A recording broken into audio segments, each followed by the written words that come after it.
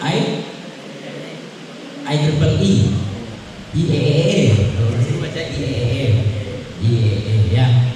Nah untuk WiFi itu adalah 802.11. Jadi kalau ngomong WiFi kan 8 WLAN ya 802.11. Sekarang ada pertanyaan, ada lagi standarnya itu 802.3. Tahu nggak? 802.3. Tuh anak SMK tanyain. Tahu? 802.3 Ethernet.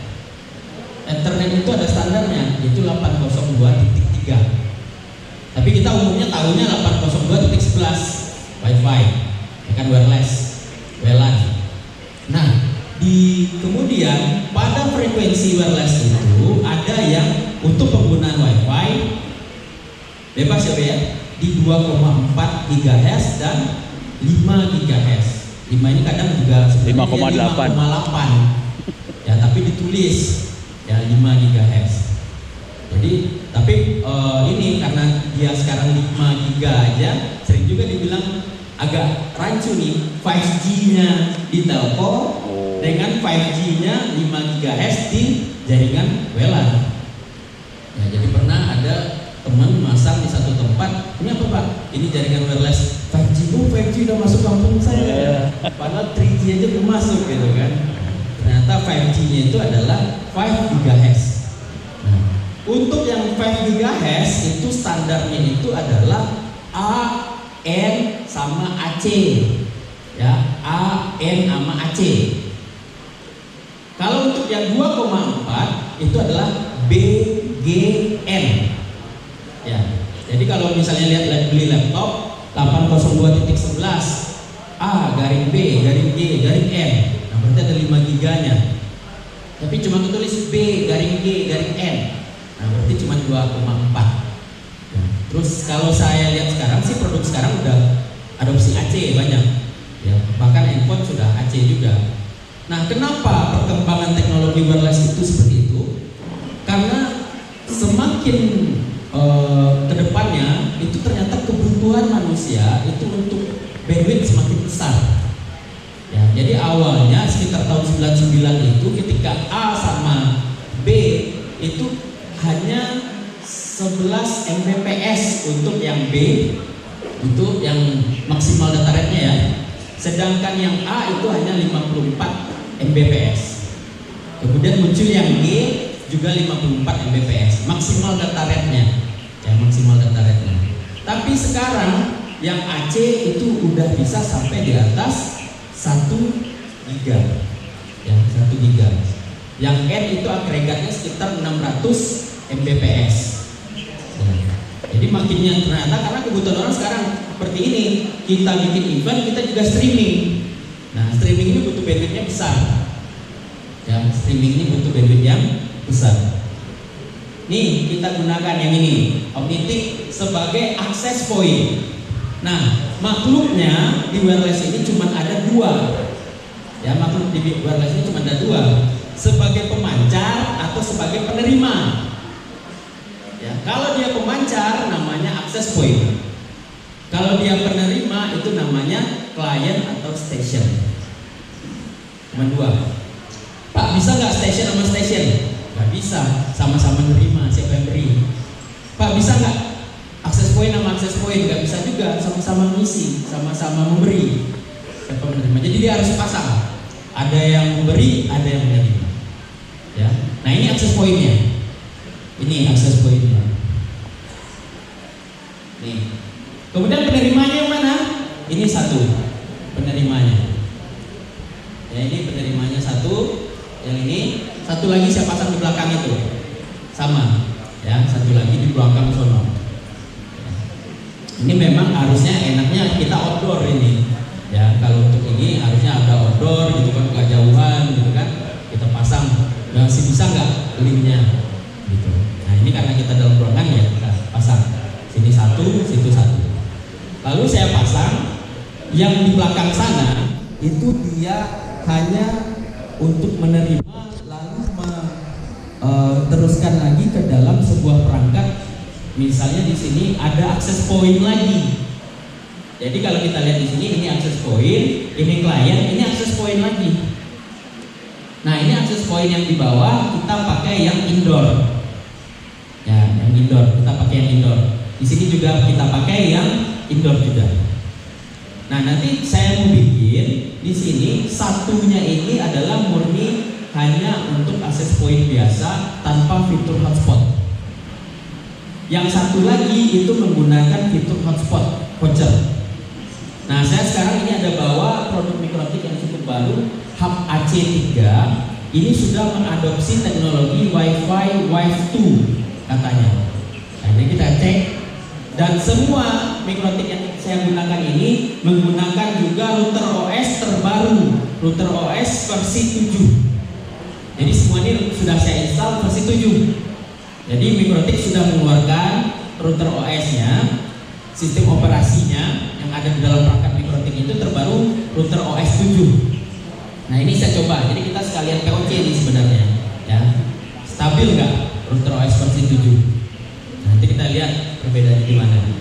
Nah, sumber internetnya ada, nanti ada sumber internet masuk ke ini router utama. Nah, ini router utamanya kita pakai, ini router utama. Kemudian dia ngasih internet ke sini. Nah, karena ini router C951 ini port 5-nya ada power over ethernet atau PoE. Jadi dia bisa ngasih power lewat kabelan. Jadi yang perangkat ini nggak perlu saya pasang lagi colokan adaptor listrik. Jadi cukup kabelannya dipasang ke port 5 ini. Nah, kalau misalnya nggak ada ini apa? Ada juga namanya PoE adapter. Ya, PoE adapter. Nah, ini kebetulan ada. Oke, kita pasang. Ini juga kita pasang, ini kebetulan juga si Hub AC3 port 5-nya juga ada PoE-nya. Begitu juga yang 951 yang di belakang juga ada PoE-nya. Oke. Nah, sekarang mekanismenya adalah kita pasang radio dan pointing wireless-nya. Ini karena dalam ruangan nggak terlalu ribet pointingnya, ya. Ya, cuman ngarahin kan masih kelihatan. Yang ribet itu kemarin yang waktu masang di rumahnya Pak Ono, ya. Kita pasang wireless dari teman-teman dari PT Jinet Biaro Akses, pasang wireless, pointingnya nggak kelihatan ya, Be ya? Saya nggak lihat, dia lihat. Oh, dia lihat ya. Mata batinnya lihat di mana ya? Coba Be nggak lihat. Nah, ini kita pasang, kita pointing. Pointing itu adalah proses bagaimana mempaskan arah dari pemancar dengan penerimanya. Nah, kemudian yang kita harus perhatikan juga adalah di sini sudut dari antenanya. Ini namanya omni. Antena omni itu dia berarti daya pancarnya itu adalah 360 derajat. Ini enggak. Nah, ini SXT ini dia sektoral, ya. Dia ini hanya harus dari belakangnya itu nggak bisa dia. Jadi dia depan kesebar. Ya. Kalau ini enggak, ini sampai belakang masih bisa nih. Ini omni, antena omni. Itu bedanya. Nah, jadi kalau saya pasang arah sini itu masih bisa dapat dia. Oke.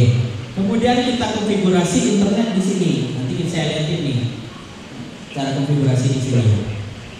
Kemudian saya konfigurasi DHCP server ya di sini untuk dia memberikan konfigurasi jaringan secara otomatis dari sini ke terhadap perangkat-perangkat kliennya. Ternyata DHCP itu Dynamic Host Configuration Protocol tidak hanya sekedar mendistribusikan IP.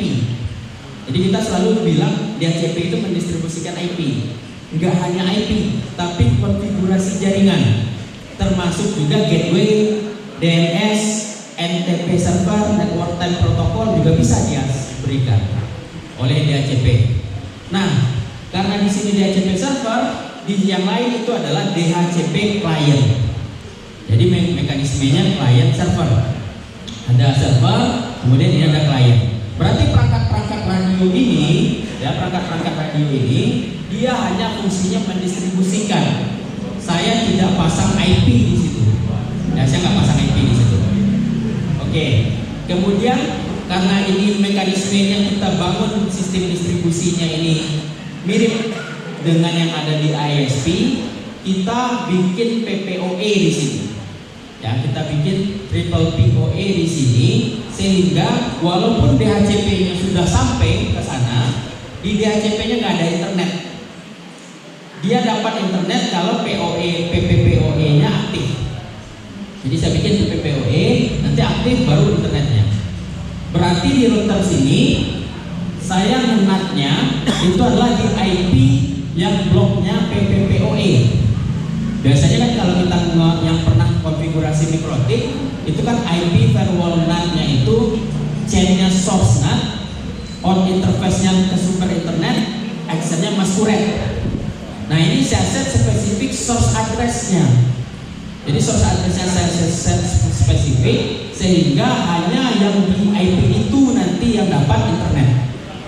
Nah ini kan biasanya teman-teman juga, oh ini kliennya belum bayar, enggak, PPOE-nya dimatikan di server. Nah akhirnya dia nggak bisa akses internet. Akses link dia masih hidup, ya akses linknya masih hidup. Nanti kita lihat. Terakhir baru nanti kita konfigurasi IP hotspot-nya. Ya nanti baru kita konfigurasi IP hotspot-nya. Sekarang saya coba set di depan, ya. Dan bagaimana mekanisme mikrotik login hotspot itu adalah ternyata pengguna itu bisa saja membuat kesalahan konfigurasi jaringan. Namun kalau kita menggunakan hotspot, walaupun IP-nya sudah terpasang di komputer itu, IP-nya terserah, dengan hotspot dia bisa mentranslasikan ke konfigurasi jaringan yang kita berikan. Itu enaknya pakai hotspot. Jadi nggak harus Pak, tolong itu IP-nya, tolong di DHCP-nya dimatiin dulu. Di hotspot enggak, nanti dia akan mentranslasikannya. Ya, misalnya kita punya IP hotspot 10, 5, 50 sekian. Nah itu langsung dikasih IP itu di hotspotnya. Kemudian tidak ada akses internet sebelum hotspotnya itu dia login dulu. Jadi kalau nggak login hotspotnya, nggak masukin username sama password, dia nggak ada ini. Ya, jadi dia nggak ada akses internet. Dan bisa menambahkan pengecualian-pengecualian pada wallet garden dan IP hotspot IP binding. Jadi ada IP tertentu yang mungkin mau di bypass, nggak perlu lewat hotspot, IP printer misalnya kalau di kantor, atau misalnya IP server. Nah itu kita bisa masukin di IP binding. Web-web tertentu bisa kita masukkan di wallet garden. Ya, web-web tertentu bisa kita masukkan di wallet garden. Nah semua konfigurasi ini menggunakan Mikrotik Router OS versi 7 atau yang terbaru. Ya, jadi ini versi terbaru nih. Oke, kita lakukan konfigurasinya dulu. Saya akan coba share screen di depan, nanti kita buka Winbox-nya. Kita coba dari yang sumber internetnya.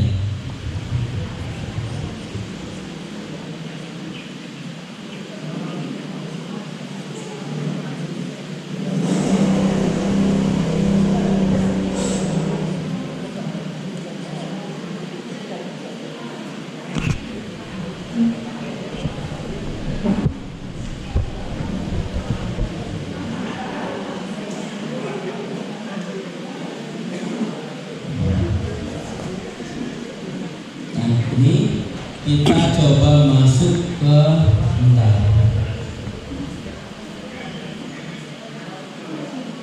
Nah, ini dia tab pertama, ini adalah untuk yang sebagai sumber internet.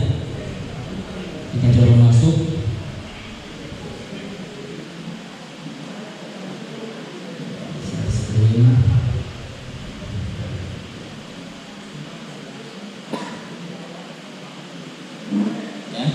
Ini kita cek kabel yang masuk dari sumber internet di sana itu berada pada Ethernet 1. Ya, pada Ethernet 1 di sini.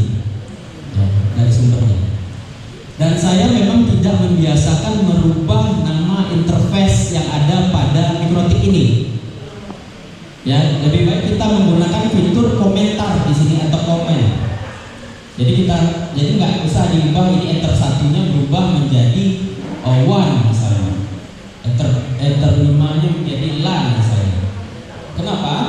Karena terkadang kita nggak tahu bahwa misalnya perangkat yang kita gunakan ini tiba-tiba dia rusak atau nge-hang dan sebagainya, sehingga harus replacement perangkat.